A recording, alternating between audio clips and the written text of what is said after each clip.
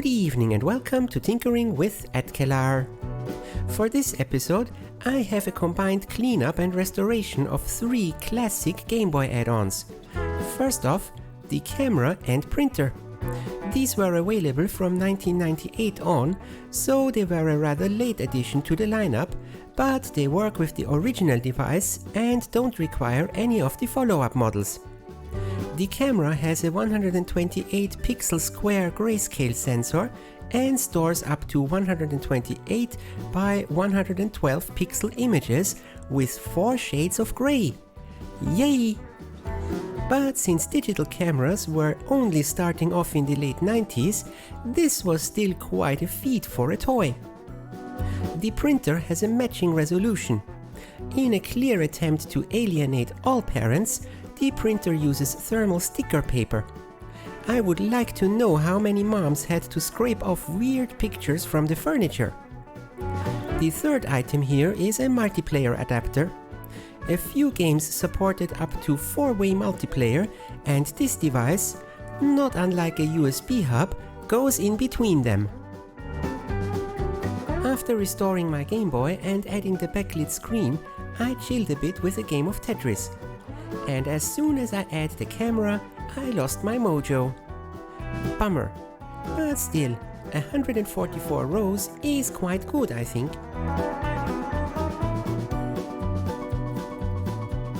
I found a few games that look interesting at a flea market.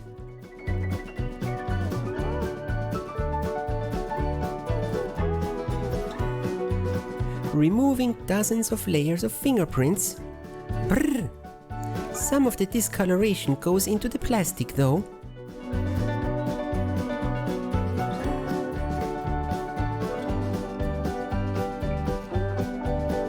Also giving a good clean to the PCBs.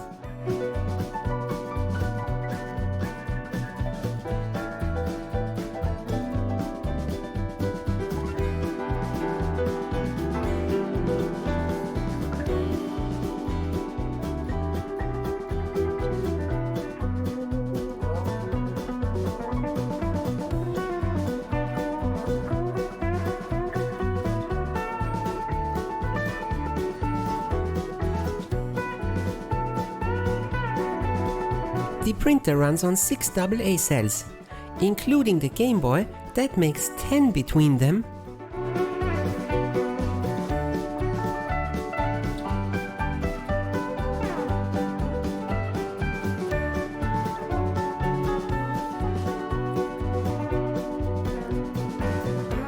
Flat flex connectors are used to connect the print head and the feed motor. Careful when removing them.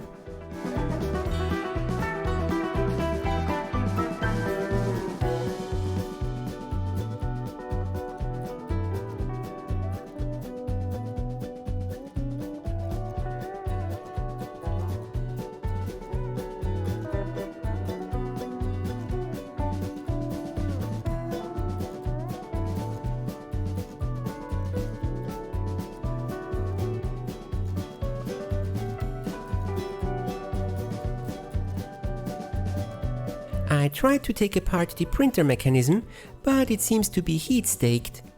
Better just give it a good clean and a pinch of oil then.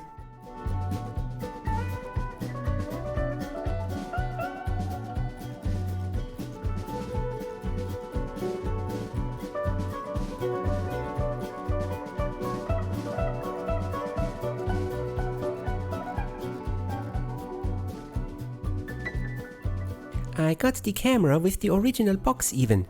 Sweet. Bulky, but sweet.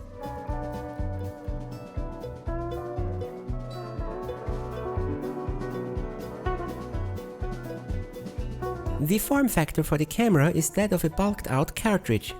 It features a swivel case for the sensor, which allows for a selfie mode long before that was a thing. The software is on the cartridge, which also includes a battery buffer, so you don't lose your pics when you change the cartridge around. Make sure to erase them before selling it though.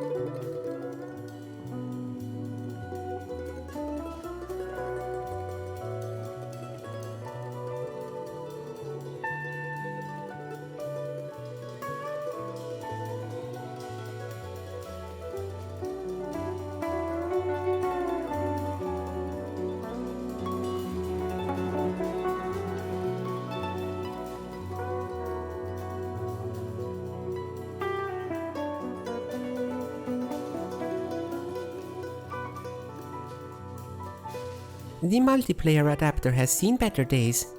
Pretty much all the plugs and sockets are oxidized. Brrr, that needs work.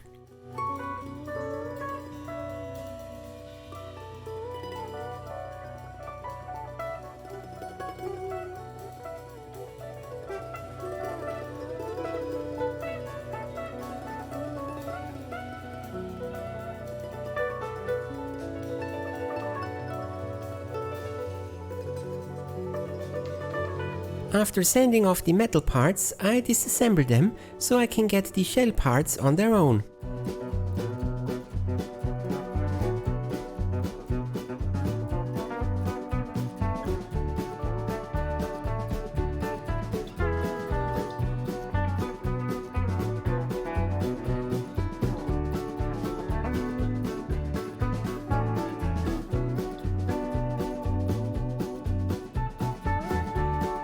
Some electroplating. Nickel on the bare metal parts should make it look reasonable at least.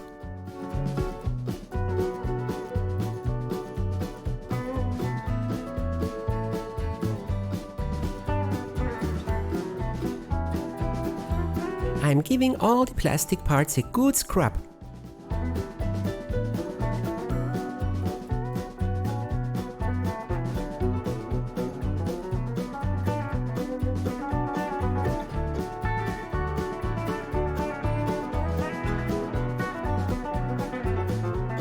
And now, reassembly time!